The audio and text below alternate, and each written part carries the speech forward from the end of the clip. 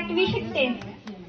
आदरणीय व्यासपीठ पूज्य गुरुजन वर्ग वेळेचे जमलेल्या माझ्या बालमित्रांनो, आज सावित्रीबाई फुले यांची जयंती, त्यानिमित्त मी त्यांच्या जीवनाविषयी 2 शब्द सांगणार आहे, तरी तुम्ही शांतपणे ऐकून घ्यावे ही माझी नम्र विनंती। आपला भारत देश जेव्हा इंग्रजांच्या गुलामगिरीत होता तेव्हा मुलींना, स्त्रियांना शिक्षणाची कुठलीही सोय उपलब्ध नव्हती। अशा काळात महान आईने गरीब घरी म्हणजे 3 जानेवारी 1831 ला जन्म घेतला। त्यांच्या काळात मुलगी म्हणजे उपभोगाची वस्तू समजायची, चूल आणि मूल हे त्यांच्या नशिबी होते।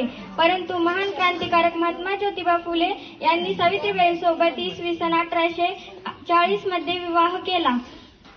त्या अवघ्या 9 वर्षाच्या होत्या। त्यांना काहीच लिहिता वाचता येत नव्हते, परंतु त्यांना लिहायला वाचायला शिकवले। जेव्हा महात्मा ज्योतिबा फुले त्यांना लिहायला वाचायला शिकवत होते तेव्हा समाजातील अशिक्षित लोक त्यांचे थट्टा करायचे, परंतु त्यांची शिक्षण घेण्याची मनापासून तयारी होती।